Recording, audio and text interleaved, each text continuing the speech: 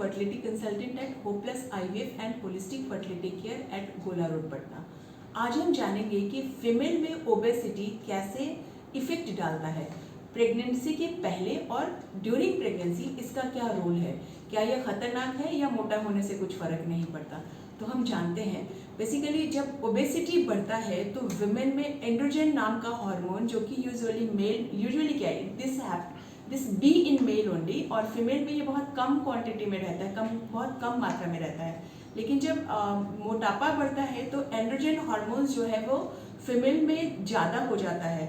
Androgen value ज़्यादा होने से वो ओव्यूलेशन को फर्क पड़ना शुरू हो जाता है। मीन्स कि ओवरी के दोनों तरफ जो अंडे होते हैं, जो कि माहवारी के बीच में, मतलब जब पीरियड होता है और एक साइकिल हुआ और उसका नेक्स्ट साइकिल आने के बीच का जो टाइम होता है अराउंड 12 to 16 डेज, उस समय ओवुलेशन टाइम जो होता है वो ओवुलेशन अफेक्टेड हो जाता है, ओवुलेशन नहीं हो पाता है, और जिसके कारण कि पीरियड साइकिल गड़बड़ जाता है। मतलब अगर कोई वुमेन डिलेड ओबीज है तो उनका साइकिल डिलेड हो सकता है, मेंस्ट्रुएशन समय पर नहीं होगा, रेगुलर नहीं होगा। एंड्रोजन के कारण ही फेशियल हेयर्स बढ़ जाता है, पैर में भी अंडर थाई भी बहुत बाल आ जाते हैं, मुस्टैक, ये लिप्स पे, अपर लिप्स पे बाल आना शुरू हो जाता है, चिन पे बाल आना शुरू हो जाते हैं।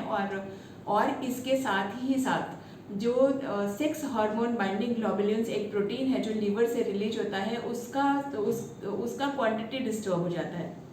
ये सब मिल करके वुमेन के रिप्रोडक्टिव हेल्थ को प्रभावित करते हैं। मीन्स अगर कोई मैरिड वुमेन ओबीज है तो उनमें कंसीव करने में बहुत दिक्कत हो सकता है। ट्रीटमेंट है कि आप अपना लाइफस्टाइल चेंज करें। जैसे जैसे आप अपना वेट कम करेंगे, एटलीस्ट 10% भी कम करेंगे, तो आपका ओवुलेटरी और रिप्रोडक्टिव पोटेंशियल जो है वो बहुत ज़्यादा एक्सपोनेंशियली चेंज हो जाएगा। और अगर ज़्यादा दिक्कत है तो डेफिनेटली आपको डॉक्टर से कंसल्ट करना चाहिए। दूसरी तरफ अगर विमेन कंसीव कर गई हैं और ओबीज हैं, उनका वेट ज़्यादा है, तो इससे उनकी प्रेगनेंसी भी प्रभावित होती है। मीन्स ओबीज विमेन में ब्लड प्रेशर ज़्यादा होने का चांस रहता है, ब्लड शुगर ज़्यादा हो जाता है, लीवर फंक्शन भी डिरेंज हो सकता है, नॉर्मल डिलीवरी के चांसेस कम हो जाते हैं क्योंकि थाई पे डिपॉजिट है, पेल्विक जो एरिया है उसमें डिपॉजिट है, तो जो स्पेस है वो कम है, तो नॉर्मल डिलीवरीज के चांसेस कम हो जाते हैं। ओबेसिटी के कारण प्री टर्म मिसकैरेजेज, इनफैक्ट अगर बहुत ज़्यादा है तो फीटल डिस्ट्रेस और आईओडी वगैरह भी हो सकता है।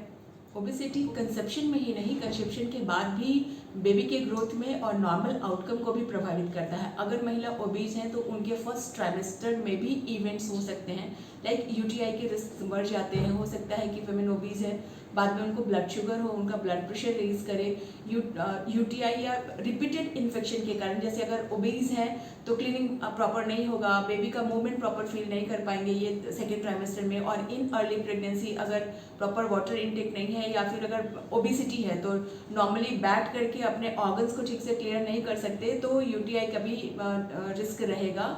और सेकेंड ट्राइमेस्टर में विमेन जब ओबेस होती हैं तो प्रॉपर अल्ट्रासाउंड से बेबी का क्या स्टेटस है ये देखने में भी मुश्किल होता है। साथ ही साथ जैसे जैसे ओबेसिटी प्रेगनेंसी एडवांस होता है, ओबेसिटी बेबी के डेवलपमेंट को और उसके नॉर्मल आउटकम को प्रभावित करता है। मीन्स ओबीज विमेन में शुगर का, थायराइड का रिस्क बढ़ा रहता है, जो कि बेबी का प्रीटर्म डिलीवरी करा सकता है, उसका हाइपोग्लाइसीमिया बेबी में करा करके ओवरवेट बेबी का हो सकता है, नॉर्मल डिलीवरी के चांसेस घट जाते हैं, सिजेरियन के चांसेस बढ़ जाते हैं, और ये भी हो सकता है कि सिजेरियन डिलीवरी भी कॉम्प्लिकेटेड हो।